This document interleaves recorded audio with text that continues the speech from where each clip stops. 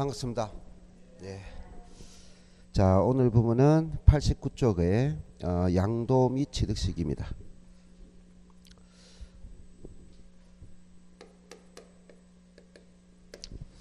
자, 우리가 양도소득세와 양도 및 취득시기는 취득세의 의미와 조금 달라요. 취득시기 그리고 양도할 때 양도시기인데,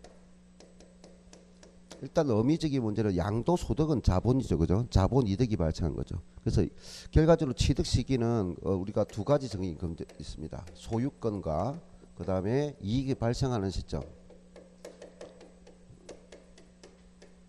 자본이득이 발생한 시점이 되겠습니다. 그래서 요 중에서 일반적으로 요 두 개가 충돌한다면 이익이 발생한 시점을 더 우선하게 됩니다. 그 다음에 양도 시기도 보면 이거는 소유권이 소멸한 시점이 되고, 역시 자본이득이 소멸한 시점이 돼요. 그러니까 요 두 개 자본이득 개념.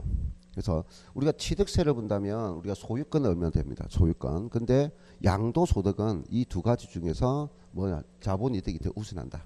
자, 그래서 이 부분은 우리가 자주 노는 건 아니지만 그렇다고 어려운 부분도 아니에요. 그래서 한 13가지 정도 13가지 정도를 익혀줘야 되는데, 자, 그게 1번에 보면은 뭐가 있느냐. 1번 매매 등 일반적 거래돼 있죠. 매매. 그럼 일반적인 매매하니까 가장 기본적인 유상 거래다 이 말이죠. 유상으로 매매 등에 따른 유상입니다. 자, 이 자체가 원칙적인 문제를 본다면 이거는 우리가 계약사하고는 전혀 관계없다는 거 명심하세요. 그래서 취득세는 우리가 둘로 따지죠. 계약서상 잔금질과 사실상 잔금질을 둘로 나눠지는데, 양도소득세는 오로지 사실상의 잔금지급입니다. 그래서 이 사실상의 잔금지급을 우리는 여기서 뭘 하느냐, 대금청산일이다 이렇게 말해요. 그래서 대금청산이 뭘 뜻한다? 사실상 잔금지급. 그래서 계약사하고는 관계없다 하는 겁니다. 자, 그럼 원칙은 이건데, 이 이전에 대금청산 이전에 우리가 뭐 할 수 있느냐, 등기를 할 수 있어요. 그럼 등기할 때는 성등기가 우선합니다. 선등기 우선하고, 자, 그 다음에 여기서 대금청산일이 모르겠다, 불분명합니다. 그때도 우리가 등기를 따집니다. 등기 접수일입니다. 우리가 취득세에서 말할 때는 등기 등록일 요래 하는데요, 우리가 조금 빠르다 했죠. 그래서 이걸 등기가 됐을 때는 전부 다 어떤 표현 쓴다? 등기 접수일. 그래서 양도소득세는 뭐 국수 공판장이다 이런 개념 없고, 무조건 유상거래는 대금청산일 하되, 대금청산일이 불분명하거나 대금청산일 이전에 등기되면 전부 다 무조건 등기 접수일로 한다 하는 겁니다. 자, 됐어요. 자, 그 다음 2번에 보면 예외적인 문제까지 했어요. 2번. 자, 그 다음 2번과 3번은 우리가 이렇게 보면 됩니다. 2번과 3번을 조금 묶어서 이걸 특수매매다 이렇게 보실 수 있는데, 자, 역시 유상입니다. 하나는 뭐가 되느냐, 장기할부 조건이고, 하나는 토지 등이 수용됐어요.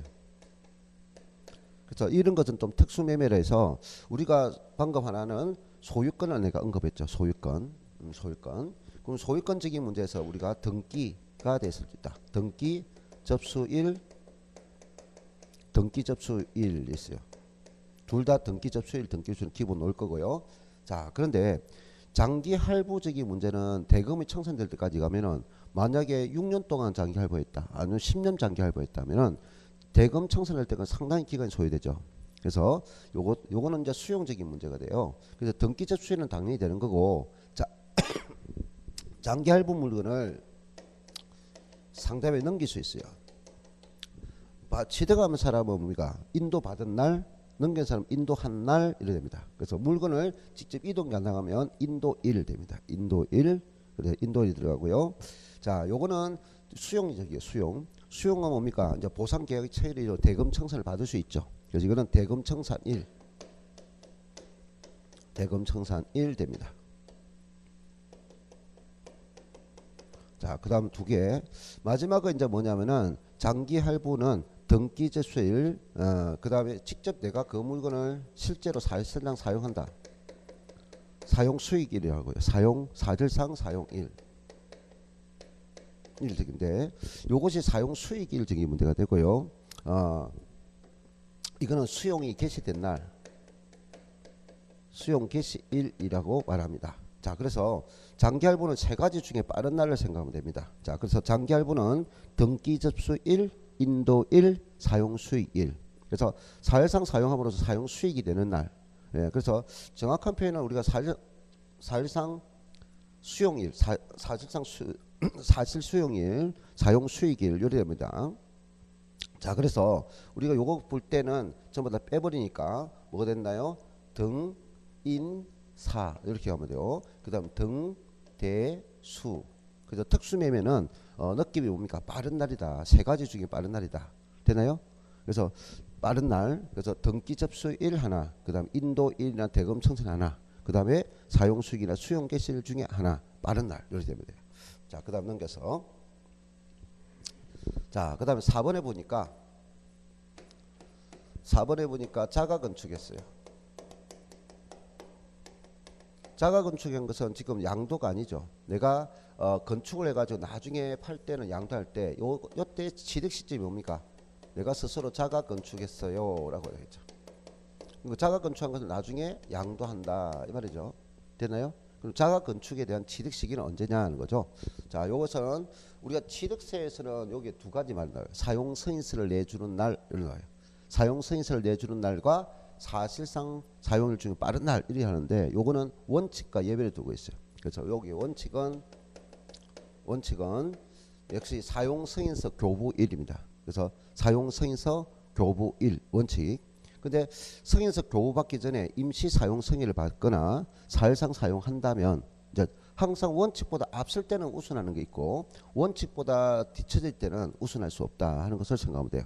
그래서 일반적으로 역시 사용 승인서 교부한 날.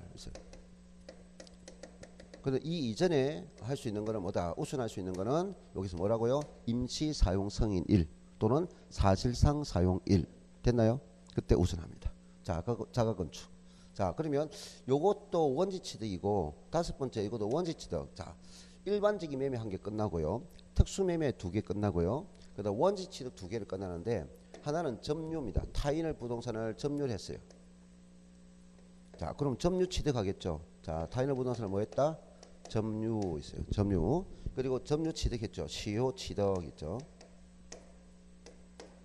그럼 시효 취득할 때까지는 이게 내 부동산이 아니었죠. 부동산 아니었고 시효 취득한 부동산을 가져올 때는 미등기 부동산은 이제 본등기 하면 되겠고 보존등기 하면 되겠고 이미 누군가가 등기돼 있으면 그런 이전 등기 즉 하면 되겠습니다. 그 취득한 것을 나중에 팔아요 이제.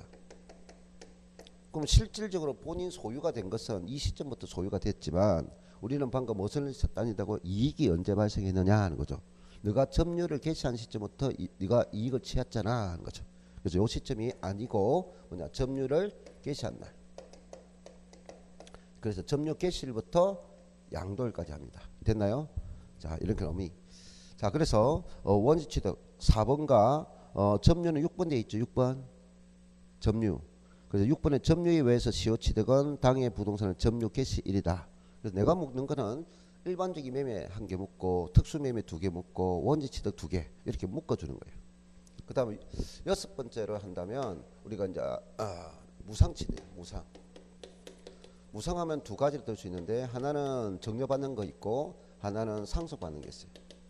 그럼 내가 나중에 받아서 이거를 양도할 때 그럼 양도는 유상이지만 이걸 취득할 때 그죠? 정려받았죠. 그래서 우리는 여기서는 정려는 취득세는 이거를 계약일을 해요. 소유권이니까 소유권을 주장할 수 있는 시점이 계약일인데 여기서 양도소득세는 정려재산을 받은 날, 정려받은 날이라고 합니다. 계약일을 하면 안 된다는 거 조심하세요. 정려받은 날입니다.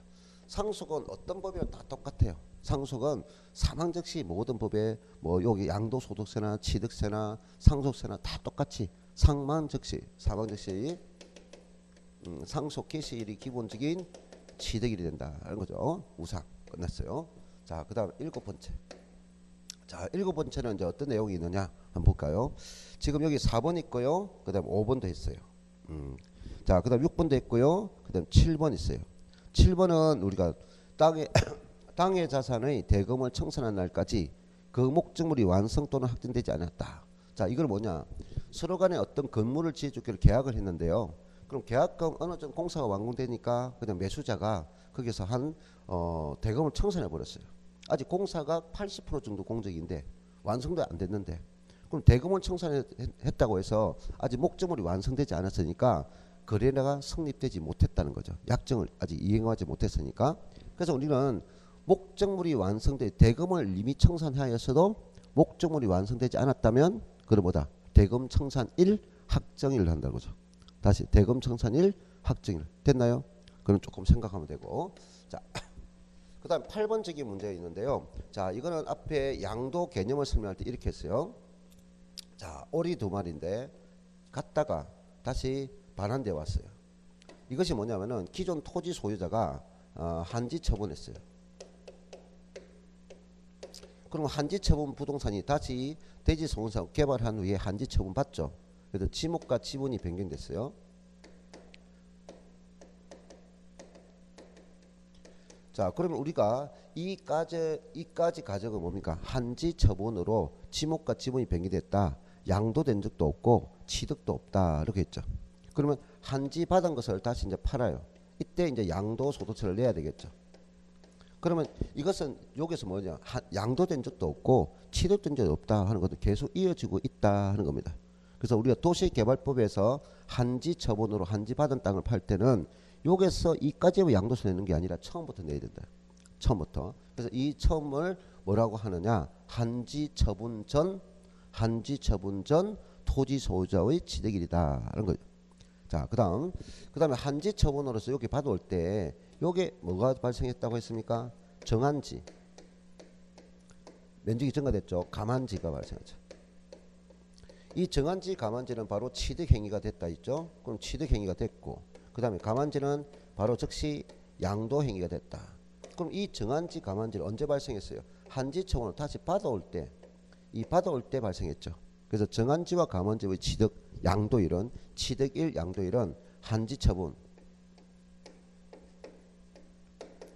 자, 여기도 처분이고 여기도 처분이야. 공사가 완료돼서 이제 받아가세요. 자, 처분 뭐합니까? 공고를 하겠죠. 공고. 자, 공고. 근데 공고일은 어떤 법이든 공고일은 법적 효력이 없어요. 그래서 공고일을 다음날. 공고일 다음날. 자, 그래서 오리 한 마리가 있어요. 그죠? 그래서 한지 처분으로 한지 받아 양도하는 물건은 처음부터 한지 처분 전 취득일이다 하는 거고요. 한지 받아올 때 뭐냐? 정한지 감한지가 되는 것은 한지 처분 공고일을 다음 날이다 이렇게 됩니다. 자, 그다음 그래서 그 밑에 있는 거 8번이 그 내용입니다 하는 거죠. 자, 그다음에 9번에 보면은 우리가 기타와 양도 취득식이 있는데 대금을 어음으로 지급했다. 그럼 어음 또 뭡니까? 유상거래죠. 매매 등 유상이죠. 매매 등 유상이죠. 그럼 뭘 생각하세요? 대금을 청산한 날. 그러면 어음이라는 것은 어음을 내가 발행해 줬다고 해서 대금을 결제한 것이 아니라고요. 언제 3개월 후에 지급하겠다는 3개월 만기, 6개월 만기, 10개월 만기. 어음은 언제 어느 장소에서 지급하겠다 약속한 정표예요. 그래서 그 어음을 발행했다고 해서 대금을 결제한 것이 아니라고요. 그러니까 어음 대금을 결제한 날. 그러니까 어음상에 있는 대금을 약정한 날 결제한 날. 그게 대금 청산일 표현이다 이 말이죠. 이해됐나요? 응? 이해됐어요? 어음 대금을 결제한 날이 대금 청산이다 이 말이에요. 어음 발행일이 아니라. 그 다음에 경매죠. 경매. 그럼 경락받은 물건을 내가 가져오려면 뭡니까? 그게 지불하죠. 경매 대금 완납일. 그것도 말은 그랬지만 무슨 말입니까? 대금 청산일 뜻이잖아요. 되나요? 그게 전부 다 대금 청산일을 의미를 가지고 있다 하는 거죠. 자, 3번입니다. 자, 3번적인 문제는 여기서 보면은 이것도 어립니다. 하나, 둘. 자, 두 사람이 갑과 을이 뭐했다? 매매를 했어요. 근데 이 매매 자체가 민법상으로 원인 무효가 돼가지고 무효소에서 한원됐어요. 그러면 이거는 양도된 적도 없고 취득된 적 없죠. 처음부터 법률 행위가 없으니까. 그럼 매매 원인 무효 소에서 환원받은 것을 다시 팔았어요. 이제 병에게. 그럼 이 병이 팔았을 때 양도가 성립된다면 역시 마찬가지로 갈 때나 올 때가 양도 취득 행위가 없다면, 갈 때 올 때 양도 취득 행위가 없다면 당연히 처음부터 내야 되겠죠. 그래서 당초 자산 취득일부터 양도일까지다. 이것도 따져보면 당초 자산 취득일부터 양도일까지라고요. 근데 이거는 한지 개념이니까 한지 처분 전이라는 표현을 쓴 거고, 그리고 처음이 개념은 둘 다 처음부터 내라 이 말이에요. 표현만 한지 처분 전 토지 소유 취득이고, 이거는 당초 자산 취득일이다. 이해됐나요? 처음부터 내라는 개념인데 그 말을 그렇게 표현한 거죠. 자, 그다음 4번에 보면 부동산에 관한 권리 있죠. 부동산에 관한 권리. 최초 취득자는 당해 권리 확정일이고요. 이유는 대금 청산일입니다. 라고 되어 있어요. 자, 이거는 잘 안 놓아요. 그래서 그 다음에 10번 반드시 암기해야 됩니다. 반드시. 취득시기 워제라고 있는데 취득시기 워제라는 것은 간주한다는 말이에요. 간주. 대수 지금 워제를 안 쓰면 되는데 아직까지도 계속 워제라 말을 쓰고 있어요. 조금 빨리 민법에서 법률상 용어에서 없애면 되겠는데 워제는 일본 말입니다. 일본 말. 그래서 대수 좀 쓰지 말자 했는데 계속 쓰고 있어요. 옛날 분들이 법을 공부한 사람들이 똑똑하니까 똑똑하니까 꼭 쓰고 있어요. 그래서 차라리 그냥 본다 하든지 간주한다 이렇게 써야 돼요. 그래서 간주한다는 거죠. 간주. 법으로 정해서 본다는 거죠. 본다. 무조건 따르라는 거죠. 이게 간주인데요. 자, 우리나라는 우리가 뭐냐 일제시대도 있었고 6.25도 겪었어요. 그러다 보니까 뭡니까 문서가 많이 훼손되고 돼 있어요. 그리고 또 너무 옛날 과거에는 부동산 가치가 팍 이렇게 올라간 적도 없어요. 그럼 과거의 물건 부동산 가치는 이렇게 밋밋하게 이렇게 왔다고요. 예. 그래서 갑자기 우리가 80년도 들어오면서 갑자기 부동산이 이렇게 요것도 아니고 요렇게 올랐어요. 엄청 그때와 갑자기 팍 올랐다고요. 그래서 이 간주취득은 과거에는 이 이전에는 별로 뭐 크게 자료도 별로 없고 또 뭡니까 어떤 사람은 가지고 있고 어떤 사람은 가지고 없지 않은 그 형평성을 가지고 통일하자 그죠. 통일. 그래서 부동산 있죠. 부동산 그다음에 사용권리 있고 취득권리 있고 기타 자산이죠. 자, 부동산 토지 건물이죠. 그다음에 용익물권이죠. 지상권 전세권 임차권이죠. 그다음에 취득권리가 있죠. 아파트 당첨권이나 분양권 조합원 입주권 등이죠. 자, 기타 자산은 네 종류가 있지만 그 중에 가장 많이 노는 것이 뭡니까 영업권이죠. 영업권. 단순한 영업권이 아니고 앞에 있는 것과 함께 양도하는 것, 함께 양도하는 영업권과 그 다음에 부동산 관련 시설물에 대한 이용권이나 회원권이나 그 지분을 말하죠. 그 외에도 이제 부동산 가다 보유 법인 요건을 갖추는 주식을 말하는데 이것이 전부 다 부동산과 관련된 자산들이다 하는 거죠. 그래서 부동산 관련된 자산들은 84년 12월 31일 이전에 취득한 것들을 전부 다 언제로 통일하자. 85년 1월 1일 날로 전부 다 통일하세요. 그러면 82년도에 취득한 것도 언제로? 85년 1월 1일로. 이해됐나요? 70년도에 취득한 것도 85년 1월 1일로 이렇게 통일합니다. 그러면 그 다음 늦은 거는 1년 늦춰지는 주식입니다. 자, 주식 및 출자 지분은 이 한 해가 늦은 해라고 생각합니다. 86년 1월 1일 됩니다. 이해됐나요? 근데 지금 현재 우리가 파생 상품이 있는데 이 파생 상품은 간주가 없습니다. 이유가 이 파생 상품은 우리가 지금 현재 2020년이죠. 2019년도에 그 2018년도에 법이 개정돼가지고 그때부터 들어온 거예요. 이게 들어온 지가 얼마 안 됐습니다. 그리고 양도소득세 과세 대상이 들어온 지가 얼마 안 됐다 하는 거죠. 우리 금융상품 그래서 없습니다. 자, 됐어요.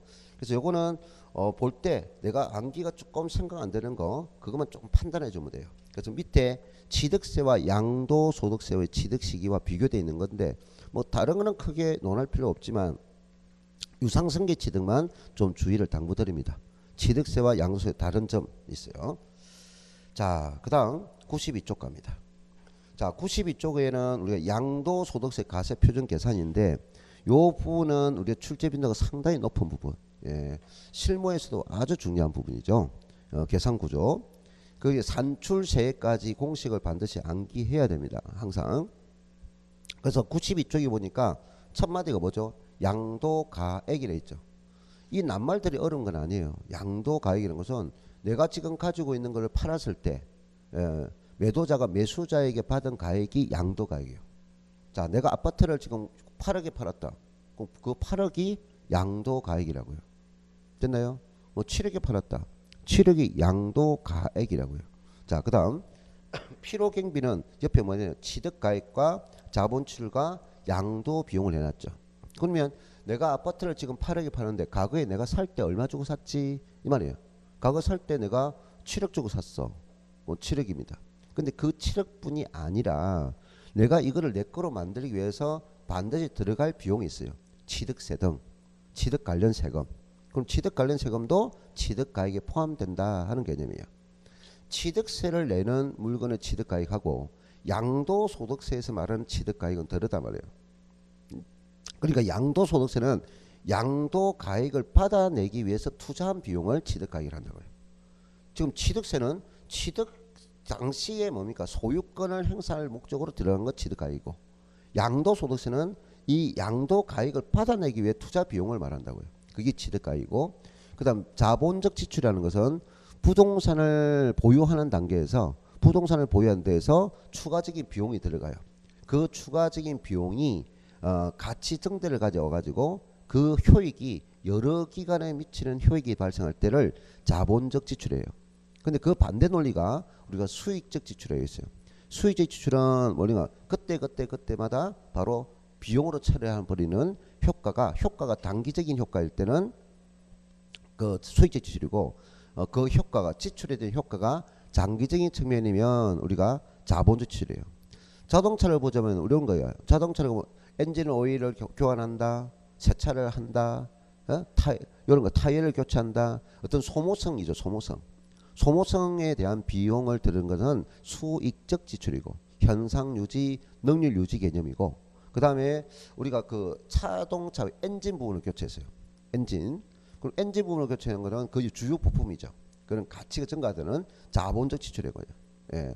자, 그 다음에 우리 아파트를 보면은 아파트는 거의 대부분 다 수익적 지출이에요.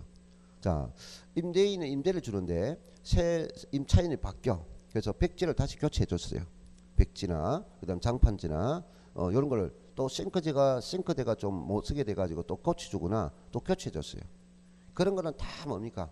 현상 유지, 원래 있는 것을 다시 교체하는 거는 전부 다 수익적 지출이다. 현상 유지.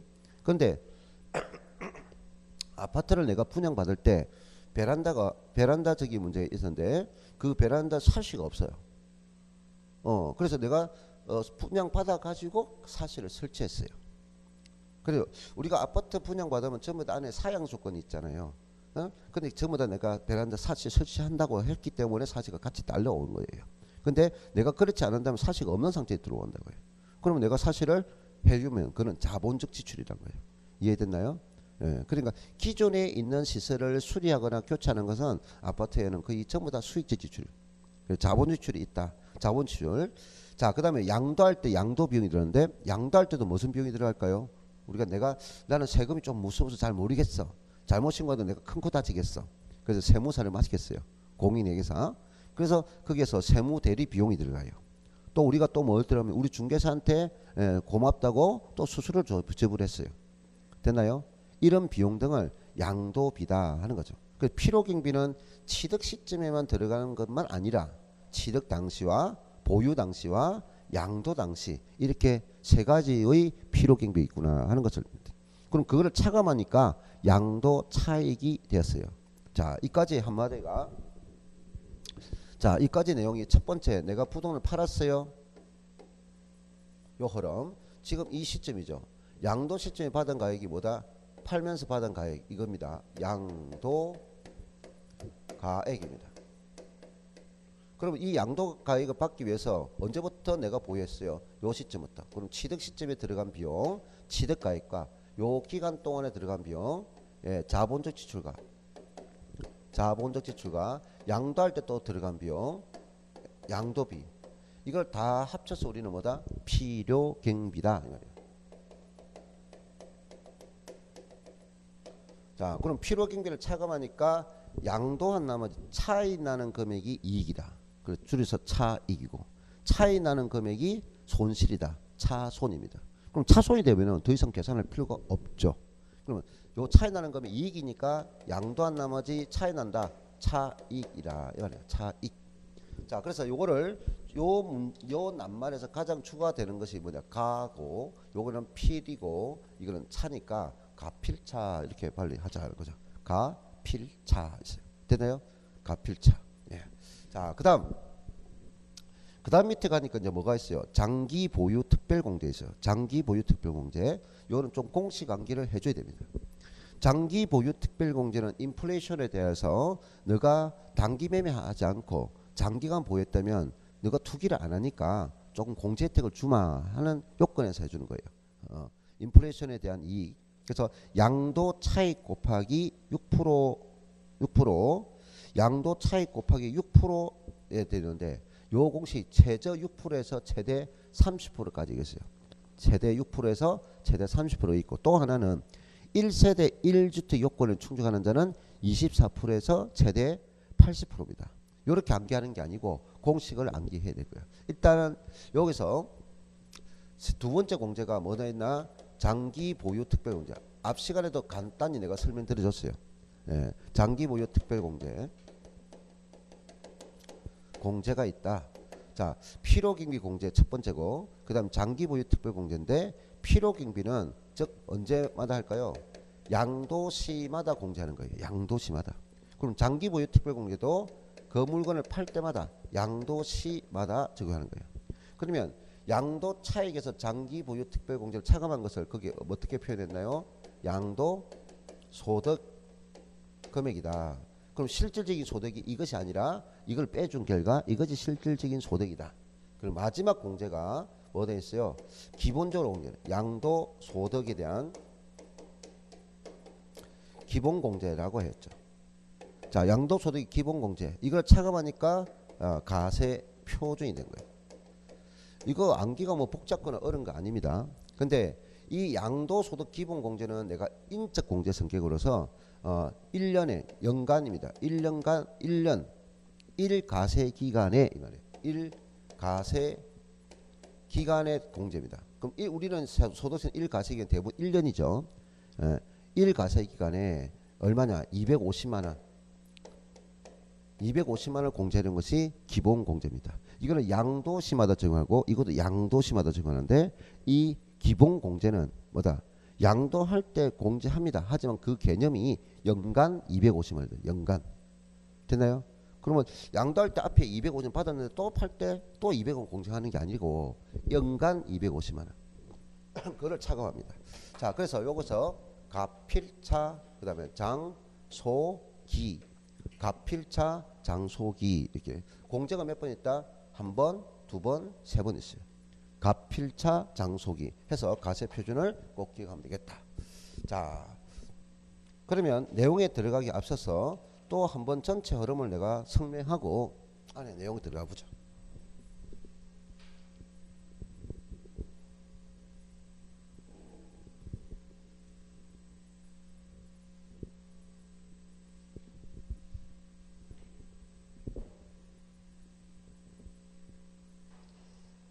항상 밑바탕을 그리는 게 상당히 중요해요. 전체 흐름을 잡는 것이 가장 중요한데요. 지금 가세 표현하면 세율을 알 건데 양도가액에서 필요경비, 그다음 양도차익, 그다음 장보공, 그 소득금액, 기본공제. 우리가 세 가지 두 가지 있죠.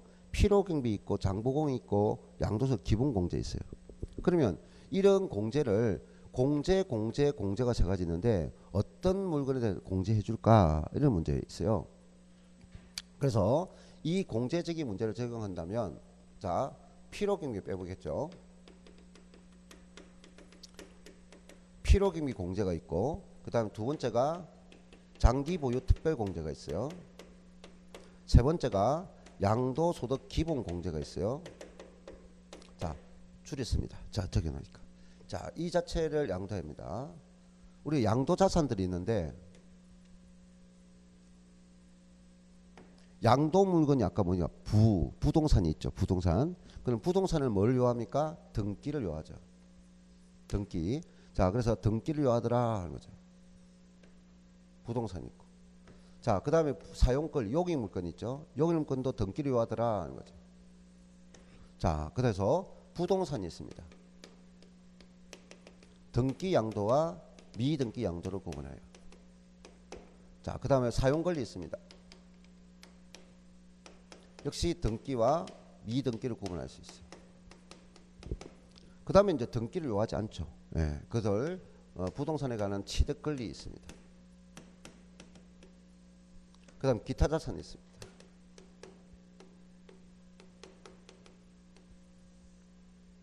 자, 그 다음에 이제 뭐냐, 우리가 주식 및 출자 지분이라고 하죠. 지분이 있습니다. 그 다음에 파생 상품.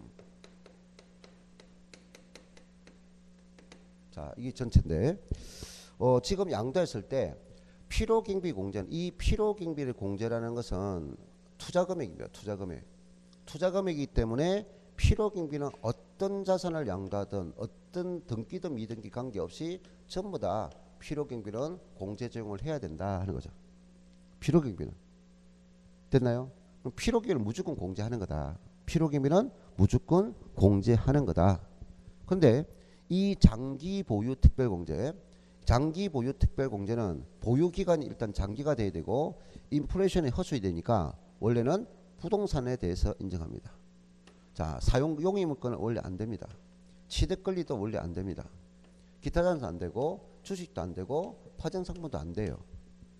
그래서 무조건 공식이 있다고 해서 무조건 공식을 다 대입하는 게 아니고 장기 보유 특별 공제는 부동산을 양도할 때만 됩니다.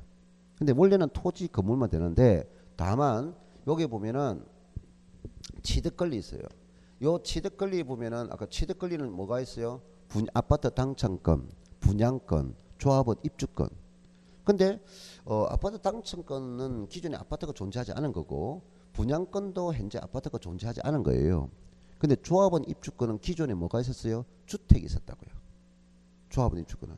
그러면 기존에 주택이 있기 때문에 조합원 입주권은 기존의 주택을 보유 기간만큼 그 주택이 취득일부터 기존 주택 취득일부터 이것이 처분될 때 관리 처분 인가를 받은 날까지 그 보유 기간을 인정해서 해주겠다. 그래서 지금 현재 조합원 입주권이 들어왔다. 취득 권리에. 그래서 장기 보유 특별공제 뭘 양도할 때만 토지 건물과 조합원 입주권을 양도할 때만 되고 나머지는 다 안 돼요. 그럼 부동산이라도 미등기되면 보유 기간 입증할 수가 없어요. 안 되고 나머지는 다 안 된다. 자, 그다음 양도소득 기본공제는 양도소득 기본공제라는 것은 인적 공제예요. 양도자를 보고 공제해 주는 겁니다. 그러니까 양도자를 보고 공제하니까 어떤 물건을 다 양도하든 공제를 받아요. 자, 필요금 공제 적용 받을 수 있어요. 하지만 등기를 요하는데 미등기 될 때는 공제 받을 수 없다 하는 거죠. 그래서 우리는 장기 보유 특별 공제나 양도소득 기본 공제에서 적용 대상이 되더라도 미등기는 받을 수 있다 없다 하는 요건이에요. 그러면 기본 공제는 어떻게 하느냐? 아까 양도시마다 하는 것 같이 아니라 이거는 장보건 양도시마다 했는데 이건 1가세 기간에 즉 1년에 연간 250만이에요. 또 연간 250만인데 그러면 얼마냐? 소득별로 나눠서 250만이에요. 소득 종류가. 우리가 소득은 요까지가 뭐죠? 부동산 사용권리, 취득권리, 기타 자산까지 요까지가 부동산 관련 자산이라고 해요. 부동산과. 이거는 주식과 관련돼 있고 이거는 파생상과 관련. 그래서 양도소득세의 소득원은 몇 종류다? 세 종류. 몇 종류? 세 종류라고요. 부동산 요까지가 부동산과 관련돼 있다고요. 이거는 직접적인 부동산이고 이건 부동산에 대한 사용 권리고 이건 부동산을 취득할 수 있는 권리고 네? 이거는 요게 시설물들은 부동산과 관련된 시설물이고 이 말이에요. 그러니까 여기까지가 전부 부동산 관련된 자산이다. 그래서 기본공제는 요 자산에서 부동산 관련 자산에서 여기서 이까지 자산에서 얼마다? 연간 얼마다? 250만 원을 공제받는다 이 말이에요. 기본공제가. 그러면 그에 또 주식이 있다면 주식에 대해서 연간 250만 원을 공제받는다 이 말이에요. 되나요? 그럼 파생상품은 파생상품대로 연간 250만을 공제받는다 이 말이에요. 됐죠? 이것을 우리는 뭐냐면은 이렇게 나누는 것을 무슨 구분이냐? 소득별입니다 라고 해요. 무슨 별? 소득별 이렇게 해요. 근데 이 장기 보유 특별 공제는 부동산인데 토지, 건물, 토지도 뭐 A 토지, B 토지 다 다르죠. 근데 이거는 소득별이니까 부동산과 이거만 되는데 이거는 자산별 공제다 이렇게 해요. 무슨 별? 자산별. A 토지, B 토지 다 보유기간 다르죠. 예, 그래서 이거는 자산별 공제라고 이거는 소득별 공제랍니다. 근데 분명히 내가 이거 이해를 시키고 강조했는데 들을 때는 그걸 알아. 그래서 문제 풀 때 꼭 이거를 뭐냐? 이것을 자산별 했는데 맞다 하고 요거를 소득별 했는데 맞다 하는 거예요. 뭔가 별은 들어갔어. 어? 별 따라가는 것도 아니고 별을 들어갔다고요. 별. 자, 이거는 뭐다? 자산별. 자산별이 다른 말로 물건별이다 이렇게요. 하나 물변. 이거는 뭐냐? 소득. 소득 종류가 몇 종류? 부동산 관계 소득, 주식 관련 소득, 그다음에 파생사무 소득. 이 큰 밑그림이라고요. 알겠어요? 자, 밑그림. 자, 그래서 또 한 번 더 공식을 또 세로로 지금 나열했는데 방금 요것을 알아야 또 우리 공식적인 문제에서 자 봅시다. 이제 요렇게 나눠봅시다. 맨 첫 번째가 뭐죠? 양도가액이었어요. 됐나요? 그리고 양도가액에서 뭘 빼는가? 첫 번째 공제가 필요경비입니다. 필요경비. 자, 그 다음에 이 필요경비는 방금 뭔데? 어떤 물건이 다 공제받을 수 있다 했죠. 그 다음에 두 번째 공제가 뭡니까? 장기 보유 특별 공제입니다. 그 다음에 세 번째 공제가 양도소득에 대한 기본 공제다. 자, 이거를 하니까 세 번 공제한 결과가 가세 표준입니다. 자, 그래서 여기까지 공제하니까 여기까지 결과값은 뭐죠? 양도 차익입니다. 양도 차익. 자, 그럼 여기서 공제하니까 요것을 여기까지는 양도 소득 금액입니다. 그리고 공제 한 번 할 때다 결과 금액이 있다는 거죠. 소득 금액. 자, 그리고 이제 마지막 공제하니까 뭐냐? 가세 표준이 나와요. 자, 그러면 우리가 가세 표준은 하면은 뭡니까? 양도가에서 필요경비 빼고 그다음 장부금 공제하고 기본 공제해 순서대로 필요경비 세 가지. 자, 그런데 요 공식에서 가세 표준은 양도 차익을 결과가 있다면 이미 필요경비 뺐죠. 이해했나요? 그때는 뭡니까? 장부금과 기본만 빼면 되죠. 그 다음 양도소득금의 결과가 있다면 이미 이 두 개가 공제됐으므로 그때는 뭐 양도소득 기본 공제만 빼면 되죠. 됐나요? 이거를 이해하라는 겁니다. 그런데 방금 내가 문제에서 자 나는 등기됐고 등기된 부동산을 등기된 토지로서 토지고 몇 년 보유했느냐? 2년 6개월 보유했을 때 2년 6개월 보유해서 양도했을 때 가세 표준 공식으로 맞는 것은 이렇게 물었어요. 가세 표준으로. 근데 나는 암기 잘했다고 해서 공식 보니까 양도가 있고 필요경비 있고 장보고 있고 기본공제 있어요. 이걸 다 나열해 놨어요. 그럼 돼 안 돼? 틀렸다고요. 왜? 그죠? 장기 보유 특별공제 못 받잖아요. 장기 보유 특별공제는 3년 이상이 돼야 되니까 그럼 3년 이상이 안 됐기 때문에 부동 등기된 토지라도 2년 6개월밖에 안 됐어요. 그럼 이 공식이 들어가면 안 되고 그래서 양도가 필요경비 기본공제만 빼야 된다고. 이 공식이 들어가면 안 된다고요. 공제 못 받으니까. 이해했나요? 그래서 우리는 기본적인 공식 레벨을 썼고 그다음에 이게 그 안에 있는 공제들이 어떤 게 되고 어떤 게 안 되는가 한번 정리가 필요하고 그다음에 이렇게 공식적인 배열을 한번 했다 하는 겁니다. 자, 이제 내용이 들어가고 있어요. 자, 그다음에 간단하지만 상당히 많은 내용을 가지고 있는데 이제 93쪽에 가면 이 양도 차익을 계산할 때 첫 번째 이 양도 차익 계산할 때 어떤 가액으로 양도 차익을 계산해야 하나요? 이제 여기 들어갑니다. 자, 지워도 되겠나요? 지울까요? 예. 자, 지웁니다.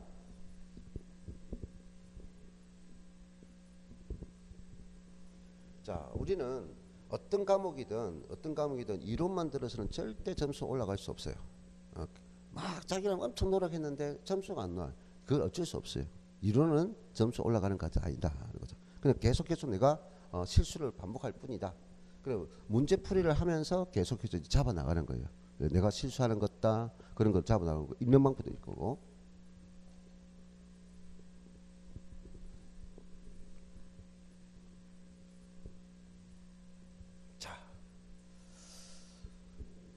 자, 그래서 저번에 내가 한번 가르쳤느냐?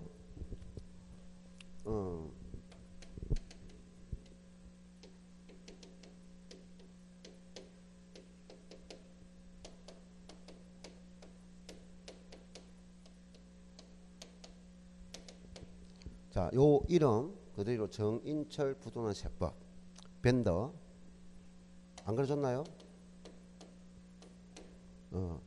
여기 가면은 지금 최근에 이제 자료를 많이 안 오는데 계속 올라갈 거예요. 계속 그 자료가 과거의 자료들도 있는데 세법은 자주 개정되기 때문에 옛날 자료는 굳이 볼 필요 없고 그 밴드에 가면은 이제 지금 1회분, 2회분 계속 올라갈 거예요. 자료가 올라가면은 그거를 잘 활용하세요. 무슨 말 알겠어요? 대수지면 거기에 있는 문제를 반복해서 풀어보도록 노력하세요. 이거 별거 안 되네. 한 번 보고 끝나는 게 아니고 그냥 한 번 보고 나고 두 번 보고 하면은 빠를 거예요. 굳이 이 교재를 안 찾아봐도 그 해설 자료가 잘 달려 있으니까 그걸 보면 될 겁니다. 알겠어요? 이렇게 밴더. 자, 그래서 여기 보면은 이제 첫 번째 이 양도 차익인데 이 양도 차익을 계산할 때는 모든 양도 자산, 즉 양도 자산은 뭐냐?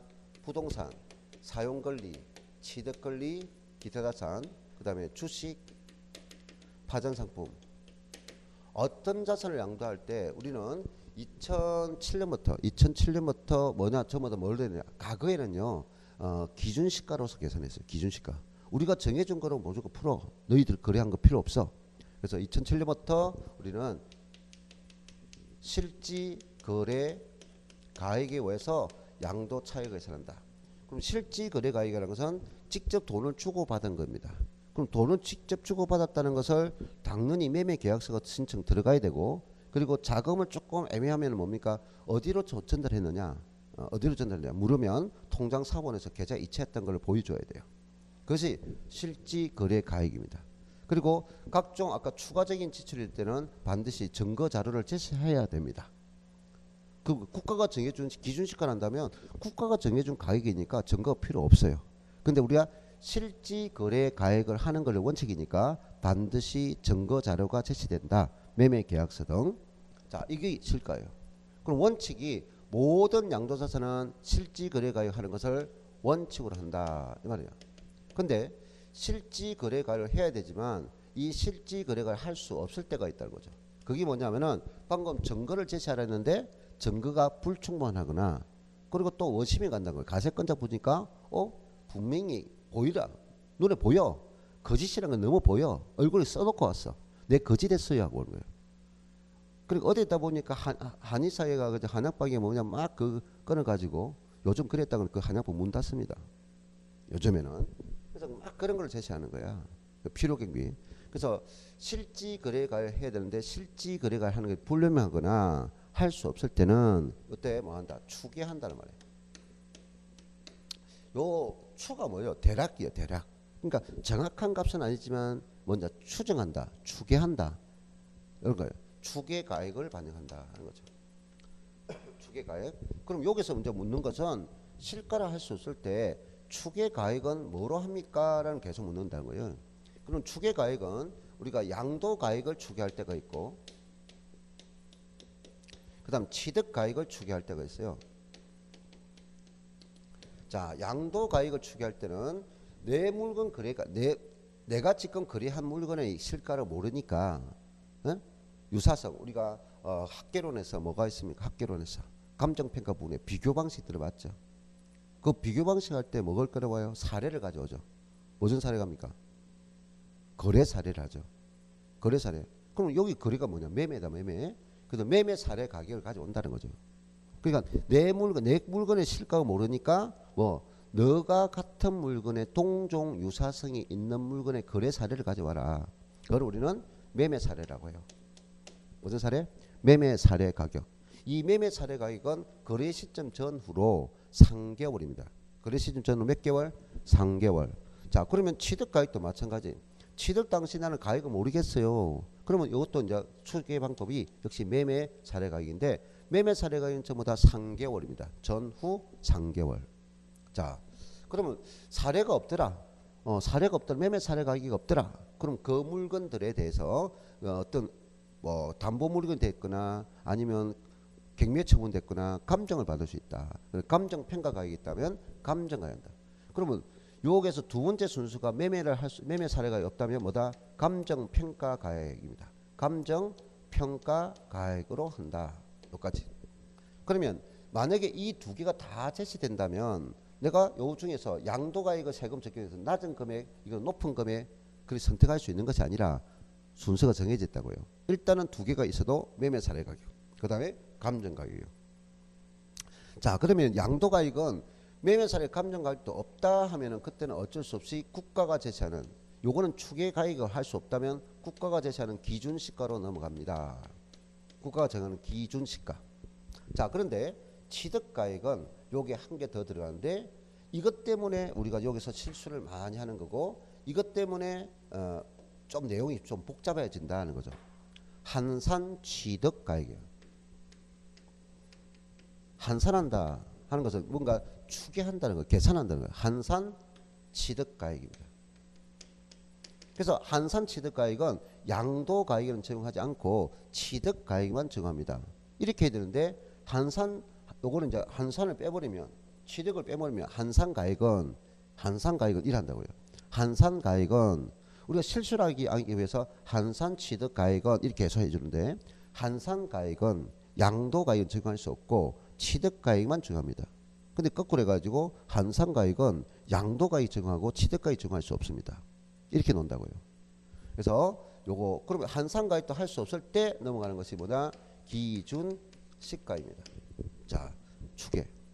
그러면 요게 매매 사례 가액이나 감정 평가 가액은 전부 다 몇 개월이냐? 3개월입니다. 몇 개월? 3개월 가액입니다. 자, 그런데 한산 취득 가액을 이제 따로 보자 이거예요. 한산 취득 가액 쭉 올라옵니다. 자, 이것은 우리가 한산 취득 가액은 우리가 일반 사회에서 무슨 개념이냐? 원가율이라는 개념을 이용하는 거예요. 원가율을 적용하는 개념이에요. 원가율. 자, 원가율을 보면은 요걸 한번 보세요. 우리가 판매업을 하는 사람은 투자를 하는 금액이 원가예요. 그럼 원가에다가 이윤을 붙여서 팔겠죠? 이윤을 붙여 팔아요. 그럼 요거를 두 개 붙이면 우리가 판매가라는 거예요. 판매가. 됐나요? 그러면 지금 여기서 양도 라인에서 판매가는 어떤 의미가 되는 거예요? 지금 양도 가액이 판매가 점이죠. 양도 가액이. 그러면 요 원가는 뭐예요? 원가는 지금 취득 가액이죠. 네? 그럼 요거 이윤이 있죠. 차익이 되겠죠. 자, 그런데 지금 내가 한산 취득 가액 한다는 것은 지금 이 판매가 속에는 뭐가 있다? 원가와 이윤이 포함되어 있으므로. 됐나요?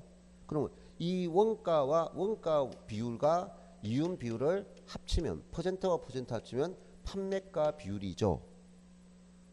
이해됐나요? 그럼 이 판매가 속에 들어가 있는 뭐가 차지하고 있다? 원가 금액이, 이 원가 금액이 차지하고 있는 금액은 모르지만 이 비율을 알고 있다면, 판매가 속에 원가가 차지하고 있는 비율, 그럼 지금 판매가는 이 두 개 합이므로 판매가분의 원가는 원가 비율이잖아요. 판매가분의 이윤은 이익률 비율이잖아요. 그럼 판매가 속에 원가가 차지하고 있는 이 비율을 안다면 바로 이 판매가에다가 뭘 곱하면 돼? 판매가에다가 원가율을 곱하면 원가가 나잖아요. 응? 분모가 있고 결과가 있고 그러면 분자가 되죠. 그래서 판매가가 전체 값이니까 원가율을 알면 되잖아. 그래서 이것만 어디서 가져오는 거 알면 돼. 그러니까 결과적으로 한산 취득 가액은 지금 어디 속에 들어가 있다? 양도 가액이 있다는 거죠. 이 양도 가액 속에 있다. 그럼 이 양도 가액이 실지 거래가 매매 실가가 된다면 실지 거래 가액을 곱할 거고, 실지 거래가 모른다면 뭐 한다? 매매 사례 가액을 할 거고, 또 매매 사례가 모른다면 감정평가가액에 곱할 것이다 이 말입니다. 그러면 일단은 요 개념은 이것이 되는데 이게 양도가액이다. 요게 곱하는 것은 원가율인데 이 원가율을 정하는 것은 국가는 매년 화폐적 가치가 있는 것을 매년 공시합니다. 매년 공시한다고요. 그래서 여러분이 1월 1일 날 기억한다. 그죠? 제가 여러분에게 또 몇 번이나 해줬어요. 공시기준일이라고. 공시기준일. 모든 가치는 변하지만은 계속 변하고 있으니까 언제입니까? 라고 공시기준을 제시하고 그 다음에 이제 뭐냐 국장이 감정평가를 고용해가지고 표준가액을 공시하고 그 표준가액을 지방정부에 내려줘가지고 시장, 군수, 구청장이 개별 공시한다. 되나요? 우리가 표준과 개별이 나눠지는 것은 뭐가 될까요? 모든 것이 표준과 개별이 있는 것이 아니라 등기부가 하나인 것만 표준과 개별이 나눠져요. 알겠죠? 등기부가 하나인 것만 표준과 개별이 나눠져요. 근데 등기부가 여러 개다 집합인 것은 표준과 개별 개념이 없어요. 그래서 이 작업을 해가지고 우리가 4월 말과 5월 말까지 보내준다고요. 그럼 6월 1일 시점 재산세 가세 기준이 돈다고요. 그러면 요게 개별 가격 자체가 우리가 세금에 적용할 때 사용하는 값이라고요. 세사부. 그래서 이 개별 가격은 오로지 세금 부과 목적과 사용료 부과와 부담금 부과 목적에 사용한다고요. 요거는 아니고 그 표준은 세금과 관계없어. 개별. 그때 이제 우리가 국가가 정하는 것을 지방세를 정할 때는 그 공시가격을 시가 표준액이다 하고요. 국세를 정할 때는 국세청장 관할 안에 적용되는 기준시가 이렇게 합니다. 자, 아까 공시된 가액을 지방세 정할 때는 어떻게 표현한다고요? 지방자치단체의 장의 관할이야. 그것을 시가 표준액이라고 하고요. 국세를 정할 때는 기준시가 이렇게 한다고요. 기준시가. 그래서 기준시가 있구나. 그러면 요 비율은 방금 이 비율이라는 것은 이거와 이것을 알기 때문에 이 비율을 놓죠. 그러면 판매가의 의미와 원가의 의미를 가져오면 되겠네요. 그래서 이 판매가의 의미와 판매가는 어느 시점이냐? 양도 시점, 양도 당시의 기준 시가는 판매가겠네. 공시한 것이. 그러면 이거는 뭐냐? 원가니까 취득 당시 기준 시가라면은 원가겠네. 그래서 원가율을 정하는 것을 개념이 기준 시가에 대한 원가율을 반영하면 되구나. 공시를 억지로 암기하려면 힘들고 이해를 해버리면 아주 간단하게 논리가 됩니다. 그래서 양도가액에서 원가율을 정한다. 기준 시가에 대한 원가율을 정한다 이 말이야. 기준 시가에 대한 원가율을 정한다. 이렇게. 그러면 이것이 뭐냐? 취득가액인데 한산 취득가액이다 말이야. 알겠어요? 이걸 한산한 기준 시가 비율로 원가율로 한산한 취득가액입니다. 취득가액입니다. 이렇게 돼요. 자, 그래서 193쪽에 보면 내용은 딱 보면 얼마 안 돼요. 근데 이거 하나를 설명하기 위해서 시간이 많이 소요될 뿐이다. 자, 인식했으면 이제 빨리 보겠는데 처음에 왜 이렇지 하는 것을 시간이 걸린다고요. 자, 그래서 그 가로 2번에 양도가액 취득가액은 구분 양도소득의 모든 가세에 대한 원칙이 뭐다? 실지거래가액입니다. 이제 알았으니까 이렇게 간단히 정리하면 되죠. 그리고 예외적인 문제는 뭐한다? 실지거래가액이 미확인되거나 불인정할 때 추계 결정 가액을 합니다. 라고 했죠. 추계. 자, 주의. 추계 결정 가액을 적용 순서가 있습니다. 적용 순서가 순차적으로 정하는데 1번이 취득가액 미확인 시 뭐 됐어요? 매매 사례 가격, 감정 가격, 한산 금액 또는 기준시가 되어 있죠. 됐나요? 그래서 실지거래가액으로 인정할 때 자, 실지거래가액을 인정하는 개념이 됩니다. 매감 한기 순이라고요. 취득가액은 무슨 순이다? 매감 한기 순이라고요. 근데 양도가액은 미확인 시는 매감 기 되는 거예요. 그래서 계속 아까 반복한 거죠. 한산가액은 양도가액 적용할 수 없고 취득가액만 적용합니다. 자, 그러면 3번은 한산 취득가액 어떻게 계산하죠? 하는 것은 방금 논리 개념에서 판매가라는 것은 원가와 이익이 포함된 금액이니까 요 속에 원가율을 알고 있으면 원가를 계산할 수 있다. 그래서 원가율 개념을 가져온다. 그래서 양도가액이 있고 그 양도가에서 원가를 끊을 때 이 원가율을 이용하는 것을 국가가 정해준 기준 시가에 대한 원가를 받는다. 양도 당시, 취득 당시. 양도 당시, 취득 당시. 우리가 세법상에는 계산 문제가 한 문제 정도 나와요. 한 문제. 또는 한 문제는 두 문제가 나오는데 그때 이 부분이 하나의 좀 계산 문제 중에 하나예요. 복잡한 계산이 아니고 요거 하나. 그다음에 요 취득세 다른 데는 계산 문제 안 나와. 근데 요 구조에서 계산 문제가 나와요. 이 구조가 알겠어요? 이 구조가 계산이에요. 장기 보유 특별금리도 계산해야 되잖아요. 요거 묻고 여기서 계산 문제가 있다 하는 거죠. 자, 그래 첫 시간은 이렇게 하고요. 그다음에 그 두 번째 시간에는 이제 3번 내용에서 취득가액을 실지 거래가액 하는 경우 필요 경비 있죠. 요거는 이제 암기 개념이 아니고 요거는 조금 암기가 필요했어요. 이해도 필요했고 암기도 필요했고. 근데 나머지는 이해지기 문제만 가면 되겠습니다. 자, 조금 이따 보겠어요.